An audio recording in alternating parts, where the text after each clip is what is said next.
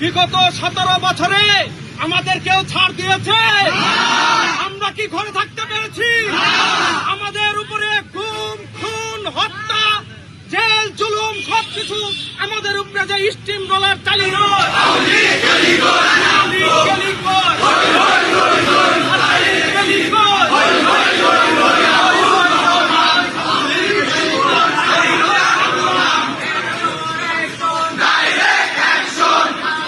মানিকগঞ্জ জেলা ছাত্রদলের উদ্যোগে ফ্যাসিস্ট আওয়ামী লীগের বিরুদ্ধে বড় ধরনের বিক্ষোভ মিছিল ও সমাবেশ অনুষ্ঠিত হয়েছে। সোমবার দুপুরে শহরের প্রধান সড়ক প্রদক্ষিণকারী এই মিছিলটি স্লোগানে মুখরিত হয়ে ওঠে। মিছিল শেষে মানিকগঞ্জ শহীদ চত্বরে একটি সংক্ষিপ্ত কিন্তু উত্তেজনাপূর্ণ সমাবেশ অনুষ্ঠিত হয়। জেলা ছাত্রদলের সভাপতি আব্দুল খালেক শুভ এর সভাপতিত্বে অনুষ্ঠিত সমাবেশে উপস্থিত ছিলেন জেলা স্বেচ্ছাসেবক দলের আহ্বায়ক জিএস জিন্না, যুব দলের আহ্বায়ক কাজী মোস্তাক হোসেন দীপু, সদস্য সচিব তুহিনুর রহমান তুহিন, কৃষক দলের সভাপতি গোলাম কিবরিয়া সাইদ, ছাত্র দলের সাধারণ সম্পাদক সিরাজুর রহমান খান সজীব সহ বিএনপি ও তার অঙ্গ সংগঠনের সকল নেতৃবৃন্দ। সভাপতির বক্তব্যে আব্দুল খালেক শুভ বলেন, আওয়ামী লীগের সময় আমাদের কেউ ছাড় দেয়নি, তাই এখন কাউকেই আর ছাড় দেওয়া হবে না। যা হয়েছে এখন পর্যন্ত সবাই সতর্ক থাকুন। তিনি আরও বলেন যে 2024 সালের ছাত্র জনতার অভ্যুত্থানের মাধ্যমে আওয়ামী লীগের ফ্যাসিবাদী শাসনের অবসান ঘটেছে, কিন্তু এখনও তাদের অপকর্মের বিচার সম্পন্ন হয়নি। তাই বিএনপি ও অঙ্গ সংগঠনগুলোকে আরও সতর্ক ও সক্রিয় থাকতে হবে। সমাবেশে অন্যান্য নেতারা আওয়ামী লীগের 15 বছরের শাসনামলের গুম, খুন, নির্যাতন, দুর্নীতি ও ভোট চুরির তীব্র সমালোচনা করেন। বক্তারা বলেন, আওয়ামী লীগ এখনও ষড়যন্ত্রে লিপ্ত রয়েছে, তাই তাদের বিরুদ্ধে সতর্ক অবস্থান বজায় রাখতে হবে। এ ধরনের কর্মসূচি সারা দেশে বিএনপি ও তার অঙ্গ সংগঠনগুলোর পক্ষ থেকে চলমান রয়েছে। নেতৃবৃন্দ জানান, আওয়ামী লীগের বিরুদ্ধে বিচার প্রক্রিয়া দ্রুত শেষ করার পাশাপাশি দলীয় সাংগঠনিক শক্তি আরও সুসংহত করার লক্ষ্যে এ কর্মসূচি অব্যাহত থাকবে। বিএনপির দৃষ্টিতে এই বিক্ষোভ মিছিল ও সমাবেশ শুধু প্রতিবাদ নয়, বরং আওয়ামী লীগের অতীত অপরাধের বিরুদ্ধে চলমান রাজনৈতিক প্রতিরোধের অংশ। মানিকগঞ্জ জেলা ছাত্র দলের সাথে যুব দল, স্বেচ্ছাসেবক দল, কৃষক দল, সকল অঙ্গ সহযোগী সংগঠনের নেতৃবৃন্দ, আপনারা যে নিজ তাগিদে এখানে ফ্যাসিবাদের বিরুদ্ধে অবস্থান গ্রহণ করেছেন, তার জন্য আমি আমার ব্যক্তিগত পক্ষ থেকে এবং আমার প্রাণপ্রিয় সংগঠন বাংলাদেশ জাতীয়তাবাদী ছাত্র দল মানিকগঞ্জ জেলা শাখার পক্ষ থেকে সবাইকে ধন্যবাদ জানাচ্ছি। এখানে কৃষক দলের সংগ্রামী সভাপতি গোলাম কিবরিয়া সাইদ মামাকে ধন্যবাদ জানাচ্ছি, যুব দলের আহ্বায়ক কাজী মোস্তাক হোসেন দীপু ভাইকে, সদস্য সচিব তুহিনুর রহমান তুহিন ভাইকে, স্বেচ্ছাসেবক দলের আহ্বায়ক জিএস জিন্না ভাইকে এবং সদস্য সচিব বন্ধুবর অ্যাডভোকেট রাকিবকে এবং উপস্থিত, আপনারা মন খারাপ করবেন না, ইতিমধ্যে আমার সাধারণ সম্পাদক সবার নামই বলে দিয়েছে, তো উপস্থিত সকলকে বিগত 17 বছরে আমাদের কেউ ছাড় দিয়েছে? আমরা কি ঘরে থাকতে পেরেছি? আমাদের উপরে খুন, হত্যা, জেল, জুলুম সবকিছু আমাদের উপরে যে স্টিম রোলার চালিয়েছে ওই ফ্যাসিস্ট হাসিনা আমাদের কিন্তু এক চুল ছাড় দেয়নি। অথচ তারপরে এই জুলাই গণঅভ্যুত্থানে নির্বিচারে গণহত্যা চালিয়ে সেই ফ্যাসিস্ট লীগ, যাকে ডক্টর ইউনূসের আমলে নিষিদ্ধ ঘোষণা করা হয়েছে, কিছু জায়গায় দেখা যাচ্ছে তারা ইতিমধ্যেই এই গণহত্যার জন্য ক্ষমা না চেয়ে তারা গতকালকে গাজীপুরে দেখেছেন মিছিলে নেমে উল্টা পুলিশদের বলছে, এই আসলে কিন্তু খুন করে ফেলবো। অনেক হয়েছে হামকি ধামকি। আজকে থেকে দেশটার জনাব তারেক রহমানের স্পষ্ট ঘোষণা চলে এসেছে, এই বাংলাদেশের দুঃসময়ের প্রধানমন্ত্রী যিনি বাংলাদেশকে এগিয়ে নিয়ে যাচ্ছেন, তার ঘোষণায় এই নিষিদ্ধ সংগঠনের সকল অপতৎপরার বিরুদ্ধে আমরা কিন্তু ঐক্যবদ্ধ। প্রত্যেকটা ইঞ্চিতে, প্রত্যেকটা পাড়া মহল্লায় আমরা কিন্তু পাহারা থাকবো।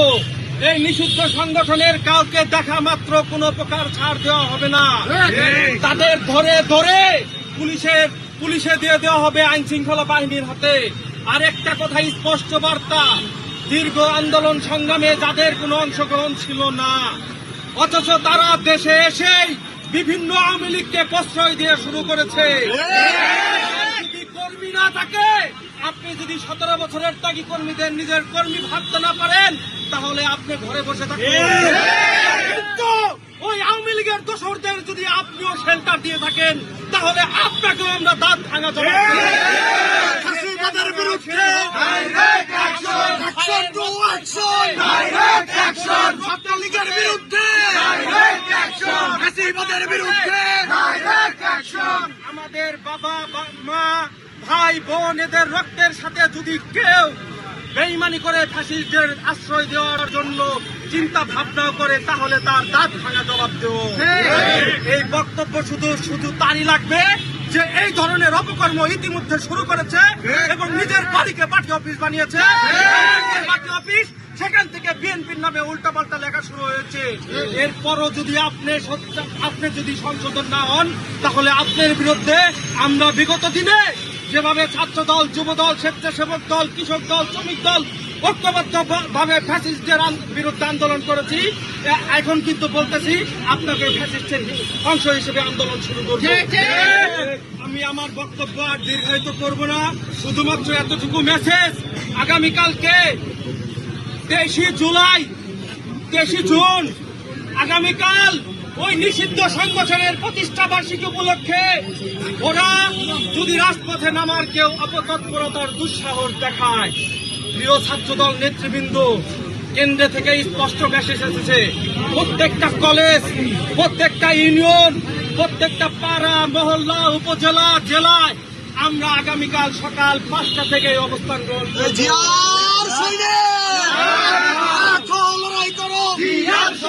কে বলে রে জিয়া নাই, ছাত্রলীগের বিরুদ্ধে ডাইরেক্ট অ্যাকশন, ফ্যাসিবাদের বিরুদ্ধে ডাইরেক্ট অ্যাকশন।